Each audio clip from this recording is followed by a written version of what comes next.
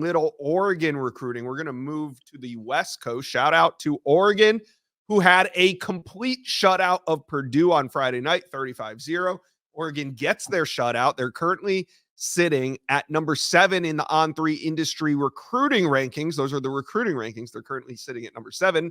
But can they finish top 5? I think there's a few pieces on the board here. I mean, you see Texas ahead of them, Auburn, LSU, Georgia, Ohio State, and Alabama. But Oregon sitting there at number 7. They've been up as high as, I think, number 3.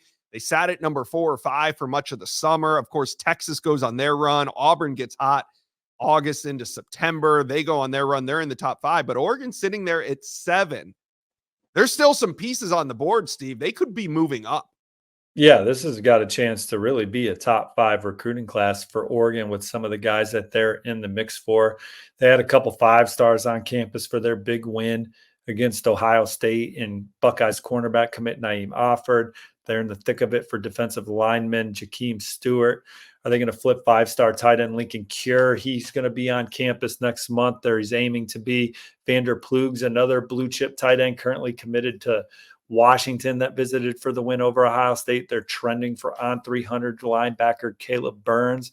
I like where they stand with McKay Madsen. So his class is coming together. And look, they're working on guys that we're not even talking about, because I think they were close to flipping Hayden Lowe from USC. I wouldn't be surprised if they circle back on that one again. Nate Roberts, probably going to be tough. I heard they were close to flipping him this fall. Tight end committed to Ohio State. The Buckeyes were able to hold Oregon off there again recently. This is new. This is like a new development. So USC just lost again at Maryland.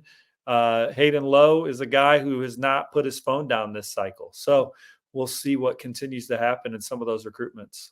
All right. Yeah. I want to bring in Hayes Fawcett, kind of slow this Oregon segment down. Go back. I want to go back to July 4th. What were you guys doing when Dakorien Moore announced his commitment to Oregon? Hayes, how involved were you in that one? Was this one of these ones that, because he had kind of planned it out, but I got the sense that Oregon was like a last minute decision. Yeah, it was very odd timing. I remember he obviously committed on July the 4th, and he hit me up like real late on July the 3rd, wanted me to put out his commitment date for July 4th. So it really did kind of happen, very quick. In terms of his commitment to Oregon, me personally, I wasn't really expecting it.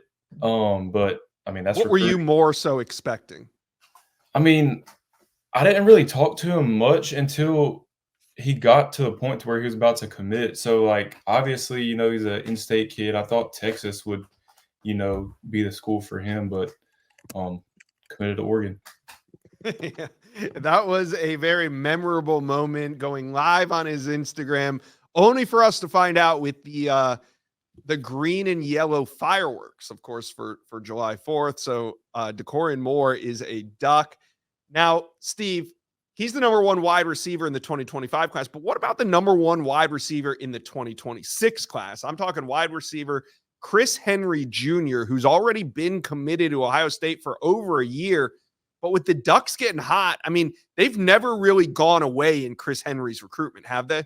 No, there's a lot of trust with Brian Hartline, and he obviously comes from terrific pedigree, and the people around him come from terrific pedigree. So with that, Brian Hartline is trusted to get the best out of him and maximize him in his college career to get him prepared for the next level in the NFL. But Oregon is definitely the biggest challenger for him right now. They've had him on campus. They've continued to push there. I haven't heard his name much lately, but that's because we're locked in on this 2025 class for the most part. But Oregon is a program that has gotten him on the campus and continued to recruit him. Yeah.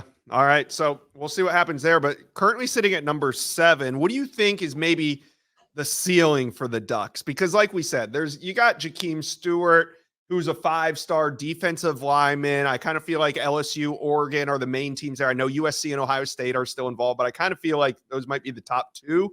And then the other big dog that Oregon could flip is Naeem Offord, and he's a 5-star cornerback committed to Ohio State. So with some of I mean, they're obviously not going to close on all of these guys, but could this be a top top 5, top 4 class when it's all said and done? Yeah, definitely would be a second straight top 5 class. They could take another quarterback, Jaron Key Sagapole from Hawaii. They have an offer out to him, and they'd like to take a second high school quarterback this cycle if they can get one. And then we talked about all the other names at the top of the show here. But look, this class is already fantastic. And again, with Oregon, names can emerge here, especially if they keep winning. So they guard your commits, man. I'm telling you, it's like Oregon is. You know how they sometimes say, guard your wives. Guard your commit here. Guard your commits with Oregon, because Oregon is that handsome man walking into the room right now for a lot of these recruitments. Yeah, Oregon could be, if Oregon keeps winning, they could be a problem for other teams when they walk in that room with other commits sitting in there. So we'll see what happens. Duck fans, talk to us. Shutout win on Friday night. Momentum is going. Recruits are buzzing. How you feeling about recruiting? What will this class finish? Let us know. Comment section below.